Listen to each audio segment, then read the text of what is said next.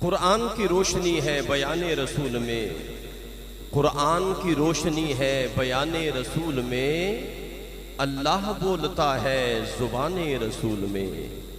ناظرین کرام، آیات ربانی پیش کرنے کی سعادت حاصل کر رہے تھے عالم اسلام کے عظیم قاری قرآن جناب محترم قاری محمد رفیق نقشبندی قبلہ پیر صاحب، خصوصی طور پر الحمدللہ شہزادہ غوث الورا جن کی صدارت میں ہم حاضر ہیں، قدموں میں بیٹھے ہیں، شہزادہ غوث الورا جگر گوشہ قدوۃ الاولیاء سیدی و مرشدی حضور قبلہ پیر السید محمود محی الدین القادری الگیلانی البغدادی دامت برکاتہ القدسیہ۔ خصوصی طور پر سورہ ہود کا یہ جو رکوع ہے، چھٹا رکوع، جس میں حضرت صالح علیہ السلام کا ذکر ہے اور وہاں پہ حضرت صالح علیہ السلام کی اس اونٹنی کا ذکر ہے جس کو رب کائنات نے اپنی نشانی قرار دیا۔ خاص طور پہ پیر صاحب حکم فرمایا کرتے ہیں اور اس رکوع کو سماعت فرماتے ہیں، دیکھیں اللہ کی عطا دیکھیں کہ رب کائنات جب چاہے وہ مالک ہے۔ خالق کائنات نے جب قوم سمود کی جانب اپنے پیغمبر کو بھیجا تو قوم نے ڈیمانڈ کی کہ اس پہاڑ سے ایک گابن اونٹنی نکلے اور حاملہ بھی ہو، تو رب کائنات نے اپنے پیغمبر سے حکم دیا کہ اشارہ کرنا تمہارا کام ہے اور اپنی نشانی نکالنا ہمارا کام ہے۔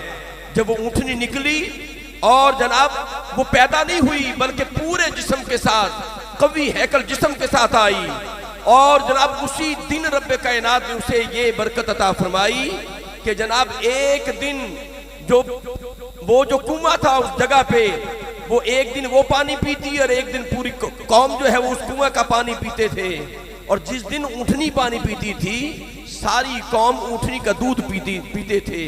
لیکن قربان جائیں، رب کائنات نے حکم دیا کہ یہ میری نشانی ہے، اگر اس کو بری نظر سے دیکھا، اس کے ساتھ زیادتی کی تو رب کائنات نے پہلے ہی وعید فرما دی کہ میں اس قوم کو تباہ و برباد کر دوں گا۔ لیکن قوم نہ مانی، بعد میں نشانی کو جناب معذاللہ قتل کر دیا، کونچے کاٹ ڈالی، تو رب کائنات نے 3 دن کے اندر عذاب نازل کیا۔ اللہ کی نشانی کی بے ادبی کی تو پوری قوم تباہ و برباد ہو گئی۔ میں یہاں ایک بات کہتا ہوں، یہ اونٹنی ایک اللہ کی نشانی ہے اور ایک نشانی وہ ہے جو میرے مصطفیٰ کی نشانی ہے، وہ آل رسول ہے۔ میرے آقا نے جن آل سے محبت کی ہے، پیار کیا ہے، اگر اللہ کی نشانی کی بے ادبی کی جائے تو بندہ تباہ و برباد ہو جاتا ہے، اور اگر مصطفیٰ کے گود میں کھیلنے والی نسل کی بے ادبی کی جائے تو بندہ پھر بھی تباہ و برباد ہو جاتا ہے۔ تو بات یہ ہے کہ یہ رکوع قبلہ پیر صاحب بڑی محبت سے سماعت فرماتے ہیں۔ آئیے ہدایہ نعت کا آغاز ہوا چاہتا ہے۔ میں سب سے پہلے ہدیہ نعت بحضور سرور کونین پیش کرنے کے لیے دعوت دے رہا ہوں۔ قصیدہ بودہ شریف سے جناب محترم محمد آصف چشتی صاحب تشریف لائیں۔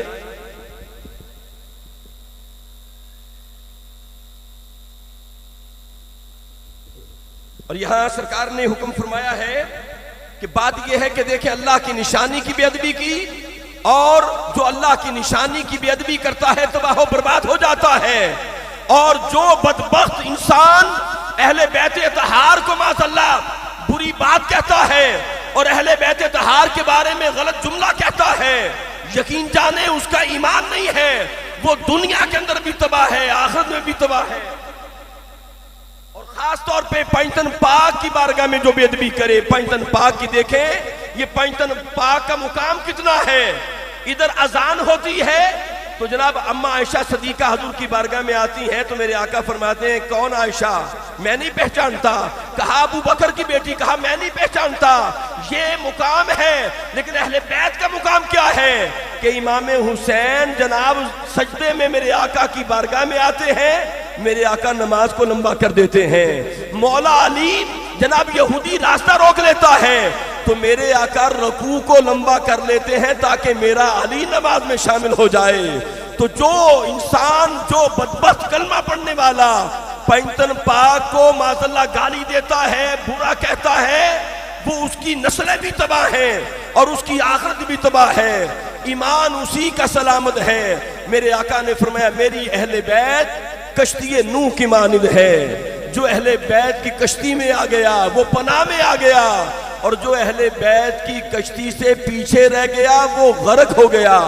حدیث کے الفاظ ہیں نجا، وہ نجات پا گیا جو کشتی میں آ گیا، اور جو کشتی میں نہیں آیا، جس نے اہل بیت کو چھوڑ دیا، فرمایا غارہ کا، وہ تباہ و برباد ہو گیا۔ تو بتانا مقصود یہ ہے قدوۃ الاولیاء کی بارگاہ سے کہ ہمارا سارا کچھ پنجتن پاک ہے، ہم پنجتن پاک کے غلام ہیں، ہماری جانیں بھی پنجتن پاک کے نام پہ قربان ہیں۔ ہدیہ نعت بحضور سرور کونین پیش کرنے کے لیے میں دعوت دے رہا ہوں، تشریف لاتے ہیں انتہائی محترم و مکرم محترم محمد آصف چشتی صاحب تشریف لائیں اور ہدیہ نعت بحضور سرور کونین پیش کرنے کا شرف حاصل کریں۔ اور مولا علی کی بارگاہ میں ایک شعر ہے کہ محمد کا وسیع حق کا ولی کہنا ہی پڑتا ہے، خدا کے نام کا نقش جلی کہنا ہی پڑتا ہے، زمانہ لاکھ کترائے ابو طالب کے بیٹے سے، مگر وقت مصیبت یا علی کہنا ہی پڑتا ہے۔ اور نفس امارہ کو مارا یا علی کہنے کے بعد، اپنا مستقبل سمارا یا علی کہنے کے بعد، پہلے میں مشکل میں تھا اب مشکلیں مشکل میں ہیں، یوں بدلا ہے نظارہ یا علی کہنے کے بعد۔